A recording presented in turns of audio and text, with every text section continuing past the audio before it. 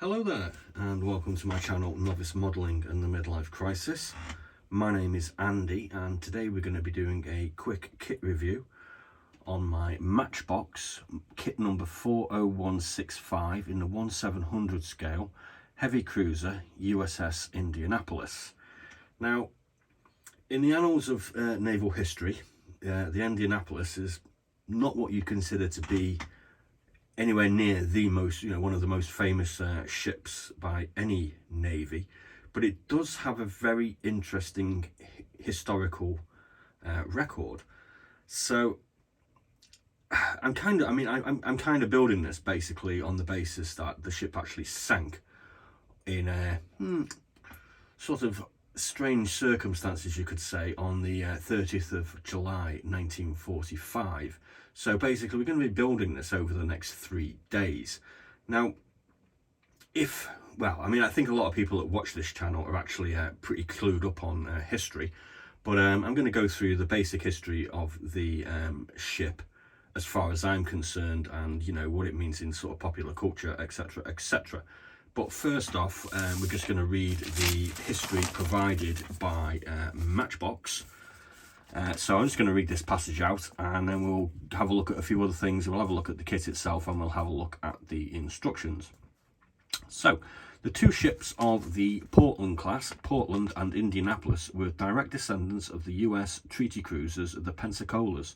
Limited by treaty to 10,000 tons and 20cm guns, Indianapolis was laid down on 31st of March 1930 and completed in November 1932, carrying 9 20cm guns, 8 12.5cm, 2.13 kilogram 16.3cm and 8 12cm guns, plus 2 catapults and 4 float planes, on a standard displacement of 9,950 tons.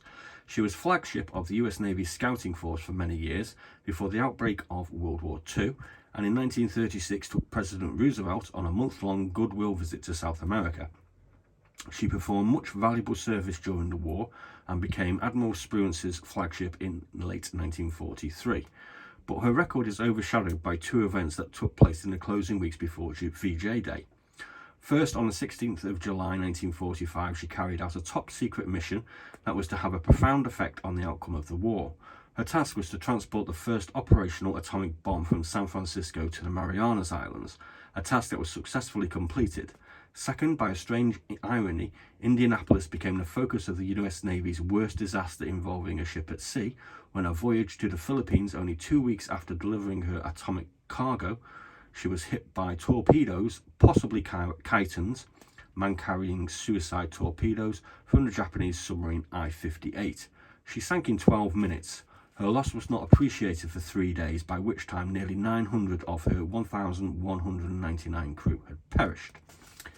So there's the basic information that Matchbox provide us with. I'm going to give you a little bit more of my own personal insight into this particular ship and the history of it. But we'll have a look at the actual parts first. So, this is obviously quite an old kit. I would normally go to Scalemates and tell you the age, but it's obviously from the 1980s. I'll be honest with you, I forgot to actually do that. But we can actually see here on the bottom, Matchbox have kindly provided us with a date of the original moulding, which was 1979. Matchbox Lesney Products & Co. Limited. This obviously goes on the inside of the ship and is not visible when it's completed. So this is the actual base of the hull. As you can see, it doesn't have any sort of rudders or propellers going on, as it is a waterline model. Basically, it sits flat and, well, you can display it that way. Or, if it was back when I was sort of 10 or 12 and I used to build Airfix 1600 scale models, I'd basically probably have a bit of a play with it. On the first sprue, we can see these two sections of the hull, which obviously again indicate that this is a waterline model. And then we have various parts of the actual ship itself. So here we can see we have the 3 triple gun mountings. We have a variety of other smaller gun mountings. I'm going to probably say that these are anti-aircraft guns. We've got a crane. I think this is probably part of the mast. We've got, not too sure what they are. We've got some things for hanging, I forget what these are called, derricks are they? For hanging lifeboats and etc. This would appear to be part of the mast. Not too sure what these are. They look a bit too small to be funnels, but not too sure. We have some more gun mountings here, which are probably sort of down the side of the ship. And we have a variety of other small parts, including what we have here is probably some of the life-saving rafts in the case of sinking. The next sprue here, we have the funnels. I believe there are 2 of them. We have some of the actual superstructure of the ship, possibly parts of the bridge here and here. These look like the actual turrets for the guns. Again, we've got, this looks like a base plate with this is going to be some sort of anti-aircraft gun mounting stations on it, I would have thought. We've got a couple of lifeboats that unfortunately were not able to be deployed at the time of the sinking. And here we have a couple of sections of the deck. We've got more superstructure. We've got 2 float planes. Don't know what they are. They just appear to be sort of standard with 2 floats on. Excuse me, I've got a bit of a cold at the moment, so my voice it may sound a bit odd to those of you that regularly watch my channel. And that's basically the parts.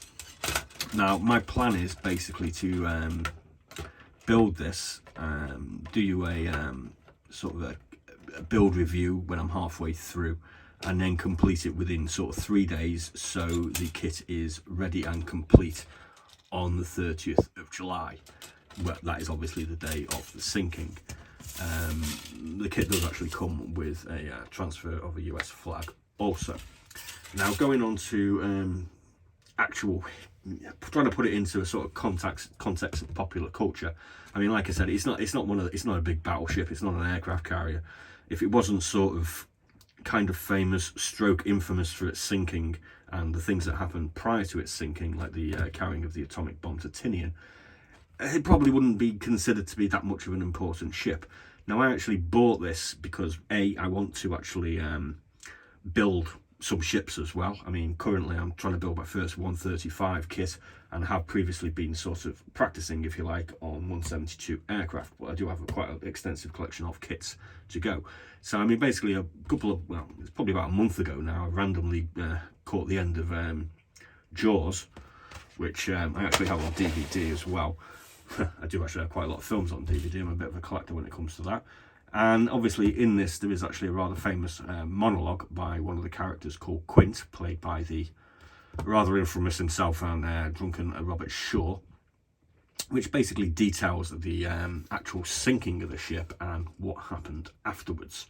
I mean, obviously it's kind of relative to the film because it's an unknown fact as to how many crew members went into the sea, but it is kind of thought that it was around about 800 from the crew of, I think it was 1,199, was it? Yeah, 1,199. So basically what happened to sort of 600 of the crew, based on the information that basically around about 200 of them were saved. Unfortunately, what happened during the 3.5 days before the crew members were actually discovered was they were subject to not only the deprivations of lack of food, drinking water and exhaustion, but they were also subject to shark attacks by some people. Some of the surviving crew members reckon there was up to 100 sharks attacking them. So unfortunately, around about sort of 600 crew members did actually die of, some of exhaustion and general sort of being adrift at sea. But it would appear that many of the crew members were actually attacked by sharks and killed in rather a terrifying and horrible way. Now, if you actually, I mean, a lot of people sort of like base their knowledge of history on sort of films. So, I mean, in 2016, there was actually a film release starring Nicolas Cage called U.S.S. Indianapolis Men of Courage, which I actually owned already, and I did actually rewatch this a couple of days before thinking about building this. Well, not actually thinking about building it. I knew I was going to build this. I ordered this a couple of weeks ago, and I rewatched that. It's actually quite a good film, I've got to be quite honest with you. It's, I can't say how historically accurate it is, because obviously a lot of films sort of like, sort of play like devil's advocate and change history to suit themselves. But I mean, it seems to be relatively sort of factual at the end of the day. So, I mean, it's directed by the previous, it used to be an actor, Mario Van Peebles, like I say, starring Nicolas Cage. Unfortunately, it didn't sort of score very well on IMDb. I believe it's only got a rating of 5.3. It's a, it's a kind of what you call a low budget film, because it only actually cost about $40 million, which is a hell of a lot of money at the end of the day. But when you consider how much Hollywood sinks into some absolute stinking films, this is actually, in my opinion, a pretty good film at the end of the day. It's not perfect, but that's the way these things normally go. So I'm going to build this basically today, and we're going to do some painting, and then hopefully by the 30th of July this will be complete in a sort of waterline variant. So we're not going to be doing the red bits here, and basically we can have a look at it, and maybe we'll sort of have a more of a deeper look at the historical context of what happened. So basically that's what I've got for now. So I'm going to go off and build this thing today, get on with the painting, and hopefully we'll paint it up in something similar to the colours depicted here, although unfortunately I don't really have the actual proper colours as depicted in the Matchbox kits, as I don't use umbrals. So there we go, that's pretty much all I've got for now. Thanks for watching, and please do like and subscribe, and join me on my novice building ride and my first 1700 or 1600 large warship build since I was 12. I mean, I had a small fleet going on when I was 12, but this is going to be the first one that I've built in 30 to 35 years. And I'm hoping that I'll do a pretty good job. I do recall I never actually bothered painting any of my naval kits when I was younger, so we're going to paint this up kind of accurate, and hopefully it'll look reasonably good. So thanks for watching, and I'll see you soon. Be seeing you.